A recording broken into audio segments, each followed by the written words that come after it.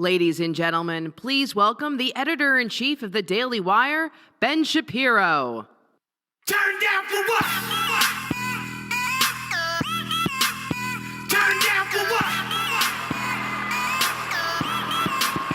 Turn down for what? Turn down for what? Turn down for what? Thank you. Well, so here we are. We're in a place I didn't think, actually, that we would be anytime soon, right? Republicans control the House of Representatives, and they control the Senate, and the President of the United States is Donald J. Trump. Which I'm pretty sure not a lot of people saw coming, including me. I lost some money on that election and through betting. But I'll tell you what I really didn't see coming. I didn't think that President Trump would actually give us some of the most conservative governance of my lifetime, and he actually has in the past few months.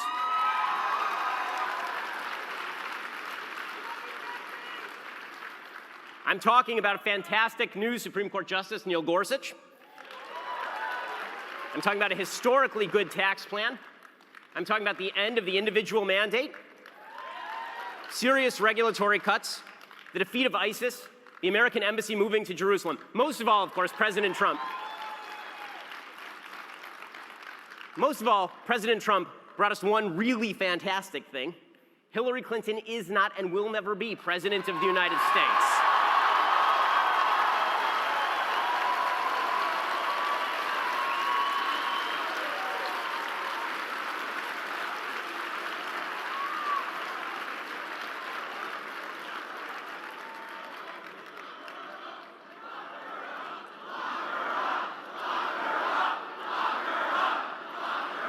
Why bother? She's already in a jail of her own making, somewhere in the woods of upstate New York. There's a reason the leftism is failing, and it's not just because Hillary Clinton was the worst candidate in the history of American politics, though she was. And it's not just because Barack Obama was a terrible president, though he was. It's because something bigger is actually happening. The media don't see it, Hollywood doesn't see it, the universities don't see it. Here is the big secret to conservative success in 2016 and beyond. The era of political correctness is over.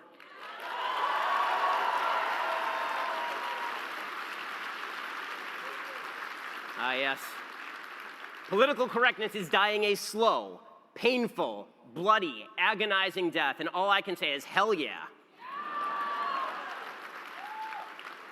Political correctness has been a blight on American society for decades, tearing Americans apart one from another. Instead of unity through truth, the left has offered feelings, right? Feelings, we love feelings.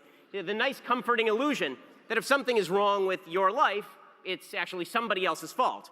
And if you don't have facts to back that up, of course, if you can't point to evidence of discrimination or cruelty or malice, then we're supposed to believe you anyway. Because if we do anything else, that would be challenging your truth. And that's political correctness in a nutshell, right? My truth over the truth. There's no such thing as my truth. There is just the truth. Okay? There is no your truth. There is just the truth. Americans, young Americans, we're sick and tired of postmodern garbage. And when we sacrifice the truth for subjective feelings, we are contributing to the downfall of the greatest nation and civilization in the history of mankind. The entire premise of democracy is that our backgrounds matter less than what we share, a commitment to our common humanity, an ability to think beyond our own personal biases, a willingness to put aside tribal loyalties and walk in somebody else's shoes. America is about reason. It always was. America was about the fundamental proposition that human beings are actually capable of rising above their station, of exercising their free will, of being free people. America was based on the idea that good ideas win in the end. A simple faith that if we share a commitment to the value of truth, then we might be able to come together to pursue it. But the left has fought for decades to destroy that faith. Political correctness, of course, is their tool. Now, that term is a term of Marxist orthodoxy. It was originally preached by mass murderer Mao Zedong and Soviet communist Leon Trotsky. Now, what originally PC meant was stifling attitudes that didn't forward the revolution. In practice, what that meant was censorship, banishment, the gulags, death for people who didn't speak in politically correct ways. Just like a lot of other lefty phrases, by the way. Politically correct, it's like social justice. Social justice means not justice. Politically correct means not correct. When leftists in America picked up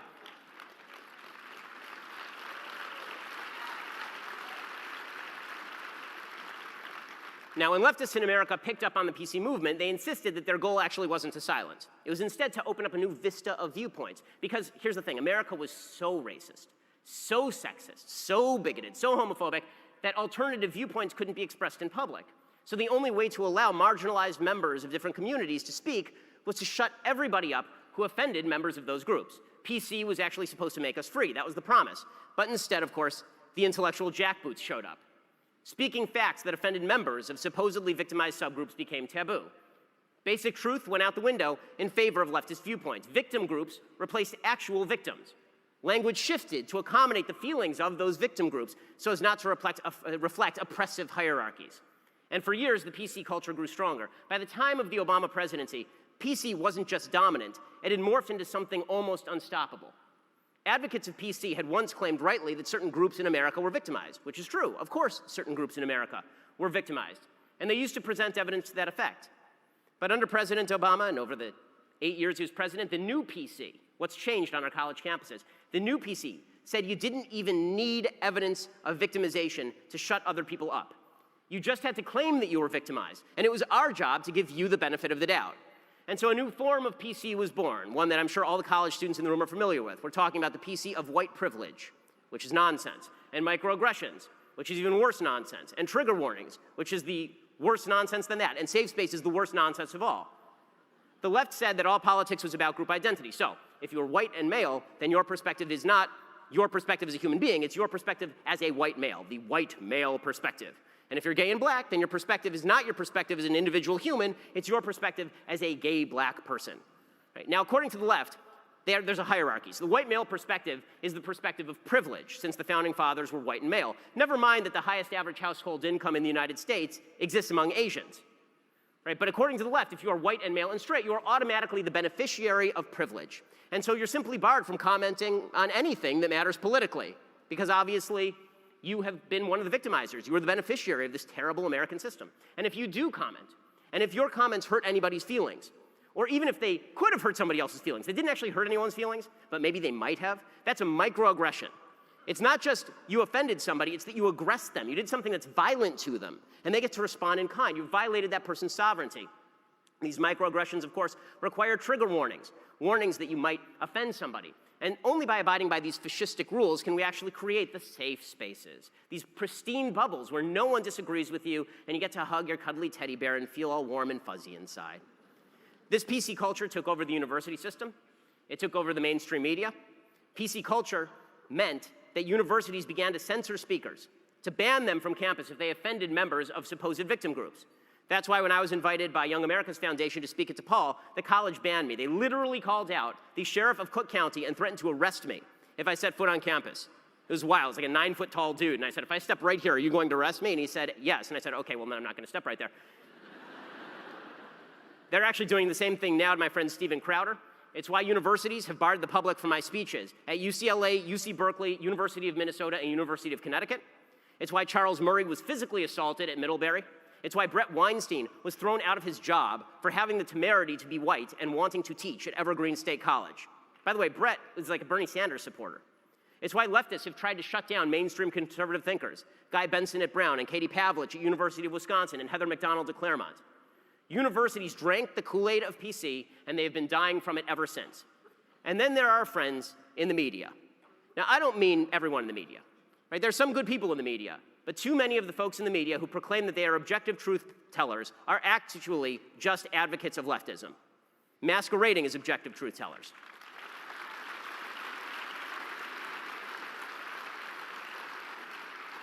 And these are the folks who have bought into PC culture maybe worse than even it is at the university level. These are the people who categorically refuse to use the term illegal immigrant to describe immigrants who cross the border illegally. These are the people who insist that a biological man is actually a woman if he says he is a woman. Hint, he is not. He is a dude.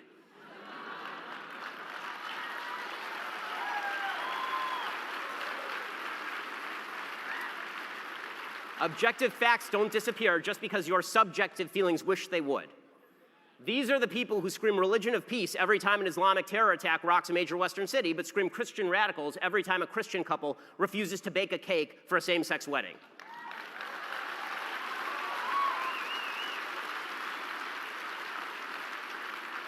You want to know who the bigots are in America? It's these folks in the mainstream media are proclaiming their objectivity while they push their agenda. These are the people who suggest that you don't give a damn about children murdered in mass shootings unless you agree with their gun confiscation schemes. And I have a quick note here. 5 years ago, I was on CNN talking with my good friend Piers Morgan about this. And I accused Piers Morgan of standing on the graves of the children of Sandy Hook in order to promote their political agenda. The media has not learned one thing. They have gotten worse. The media are lying about you. They are lying about me. They are intentionally dividing the country in order to promulgate a gun control agenda. And when the media say, this is a room filled with young conservative people.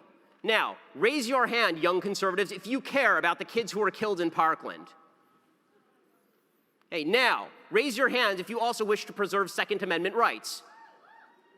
Hey, you see, both things can go together, media.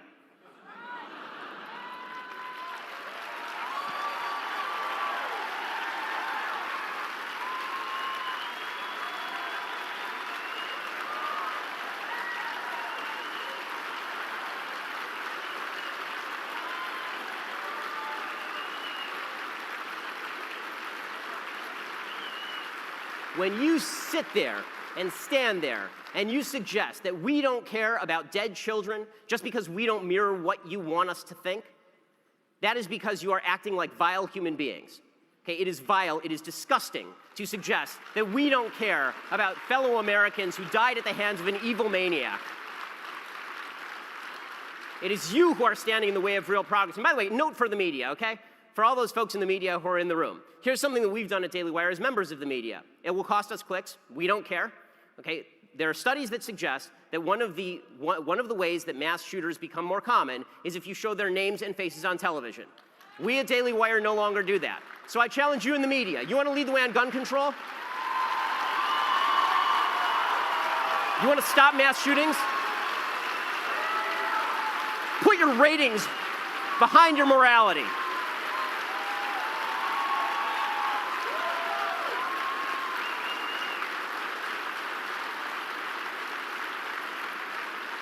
And yet these folks in the media don't understand when President Trump criticizes the media why so many conservatives cheer. They don't understand. They think it's just because Trump is mean to the media and that we're all following Trump. No, we didn't like you guys before.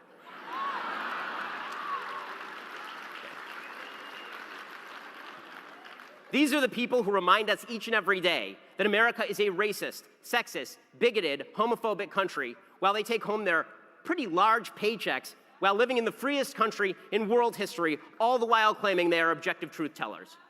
And again, then whine that it's because of Trump.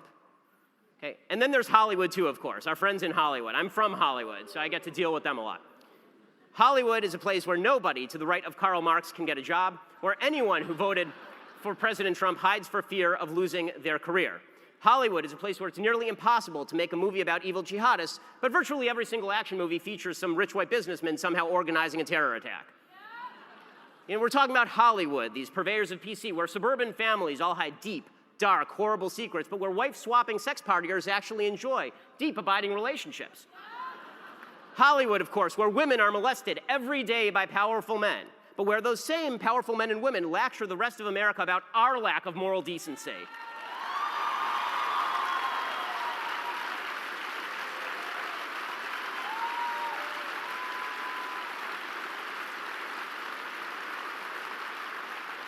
Well, these folks I'm talking about, Hollywood, the universities, a lot of the folks in the media, not all of them, many of them in the media, these are the purveyors of political correctness, and they were winning. See, here's the thing. We Americans are by nature polite. We follow rules. We care about not offending other people. We want other people to feel respected. We actually like each other for the most part, and we're not all that interested in ticking off our neighbors. But the left finally went too far. Maybe it was the specter of the President of the United States tacitly nodding at riots in major American cities. Or maybe it was the feeding frenzy media declaring over and over that founding ideology was dead and had to be replaced with something new and shocking. Maybe it was a culture that saw every single traditional value as an obstacle to be destroyed or overcome. Or maybe we just got frustrated with the lies. Whatever it was, the American people finally said enough. We said enough. We said, no, you don't get to lie about America. And no, I won't lie about America, even if it makes you feel better if I do. We said, you don't get to tell little boys they can become little girls just to avoid offending people. You don't get to slander members of our police departments across the country by calling them racists without any evidence.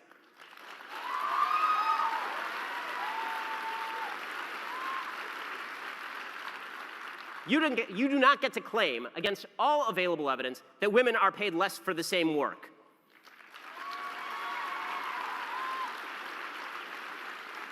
You don't get to suggest, a la our good friend Bernie Sanders, that stealing money from some and giving it to others makes you a moral human being. It doesn't. It's the reverse. And we said, most of all, you do not get to shut us up.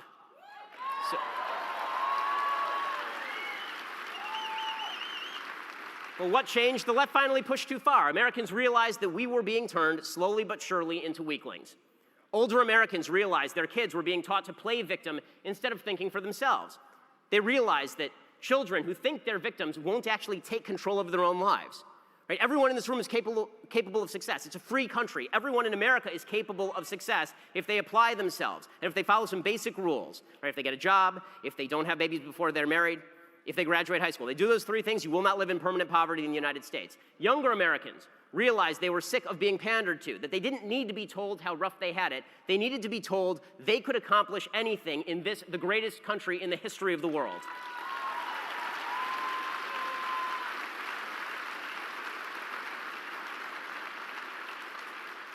Women, men, black Americans, Hispanic Americans, white Americans, didn't matter. Millions of Americans thinking as individuals rather than check marks on a piece of paper, standing up and saying, I can do what I want, I can say what I want, and if you don't like that, you can go to hell.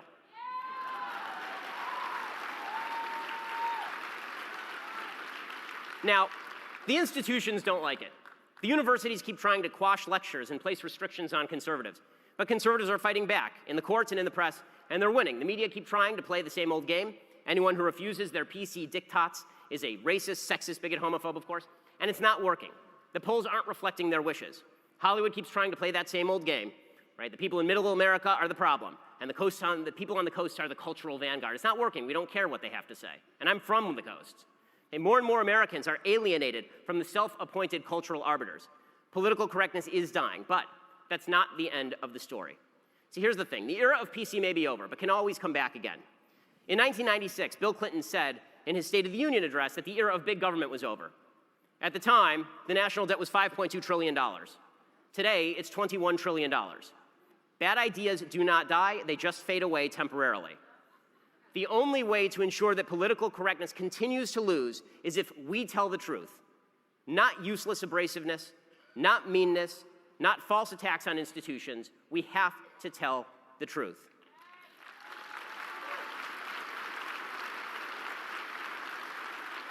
Now, listen, this is the hard part, right? This is the hard part. We can't become tribal. The easiest thing to do is attacking people who have been pushing PC. President Trump likes to attack the media, and some of the time, he's right. He's a hammer and the media are a nail, and that's great. But when President Trump complains that everything negative anyone has ever said about him isn't true, or when President Trump says he had the biggest inauguration crowd in history, or when the president says there were good people marching in Charlottesville, that is not him waging an effective war against PC. It is nonsense, it is immoral, and it actually helps those who push PC.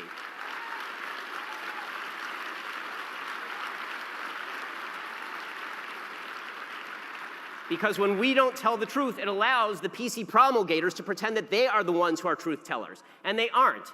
PC is about lies. We can never let the PC left masquerade as the truth tellers, which means we must always tell the truth. Every time we lie, we let them off the hook. We cannot fight the lies of PC with more lies. We can't fight political correctness by claiming victimhood without evidence. That makes us part of the politically correct culture. When they lie, let's call it out, together, loudly, strongly, but let's not say stupid things just for the sake of melting snowflakes.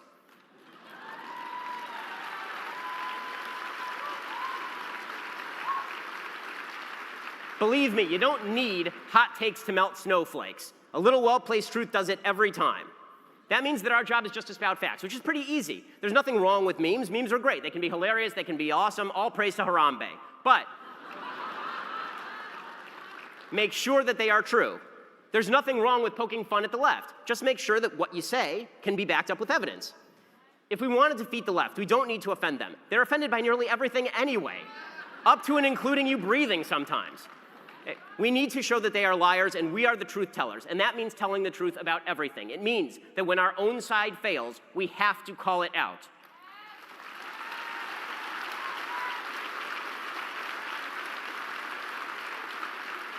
And it means that when people on our own side lie, we have to stand by the truth. Left versus right matters a hell of a lot less than right versus wrong, and right versus wrong is just another way of saying true versus false.